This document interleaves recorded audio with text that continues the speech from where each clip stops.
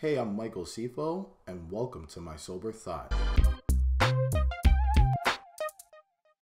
Okay, so anyone who's ever seen one of these videos or listened to one of these videos, you're probably noticing something different. And the different thing is, well, me. Basically, I'm trying something new. If anyone likes this new style or new direction that we're going with, let us know. If you don't like it, please comment. Without further ado, let's talk about sports. One topic that I want to talk about that's really intertwined with sports is the NCAA. So can we talk about the NCAA, please? Starting next week, there's some bowl games. And with bowl games going on, there's controversies. Never mind the fact that some pretty high-profile coaches, players, and other personalities in the NCAA are getting into trouble. But it's time to focus on everyone's favorite topic, and that's paying the student athletes. Now, bowl games are a huge source of income, but let's not start there. Let's start with Nigel Hayes. Nigel Hayes is obviously a college basketball star at Wisconsin and a potential NBA draft pick, but it's what he did on October 15th that has people still talking about him. In a college game day game between the Ohio State Buckeyes and the Wisconsin Badgers, he held up a sign that said, "Broke college athlete, anything helps." This is obviously referring to the NCAA rules that prohibits players from getting paid or receiving large gifts from outside sources. Couple that with the news that the Big Ten Conference, the conference Nigel Hayes' Wisconsin Badgers call home, will be receiving an outstanding $2.64 billion over 6 years thanks to a new TV deal, and you can see why Nigel Hayes is a little bit miffed. Lots of praise and backlash has come Hayes' way since then, and to be honest, I couldn't help but say something. Like I've said before, this is a huge topic, and it's a topic that I've always wanted to talk about. Now, I could talk about the amount of revenue that the NCAA schools generate from ticket sales, TV deals, advertisements, sponsorships, jersey sales, and many more revenue streams. But lots of people have already talked about this. I'd just be doing overkill. Seriously, John Oliver did a funny but kind of accurate piece on explaining the flaws with the NCAA system. However, let's talk about why the system is the way it is. The NCAA has created the system the way it is because, well, explain that it's overkill too. Blue Mountain State. Even Blue Mountain State explained this one on their second to last episode. I'm not kidding. Look past all the sex jokes and you'll find it. But does anyone wonder why something that is so wrong has been allowed to go on for so long? Clearly it's wrong for the money to go to the NCAA and the schools, but not the players. That's like a corporation paying the management and the shareholders, but not paying their employees. Remember that concept because I want to speak about this concept. Well, I got a reason, and it may seem silly, but trust me, I think I have a point. I think the reason why is because it's hard to sympathize with a Division I level athlete, and that lack of sympathy has been their downfall. What? Bro, what are you talking about, man? Let's face it, a good Division I level athlete has a lot going for him or her. They got a scholarship, popularity, and a chance to make millions playing a pro sport as a profession. That's amazing when you think about it as a student athlete. But if you think about it like an athlete, then you're in trouble.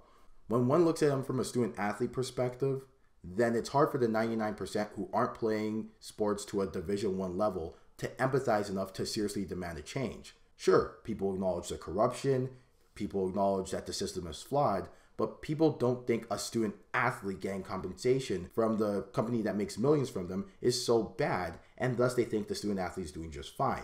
But let's think about them as actual legit employees and actual legit athletes. While I do think thinking of them as legit athletes is flawed and a little extreme, the problem is the term student athlete has been their downfall for so many years because people think they're higher than the regular student. But let's think about them like athletes. I mean, for years, the counter argument to student athletes getting compensation was that they were student athletes and they received a free education.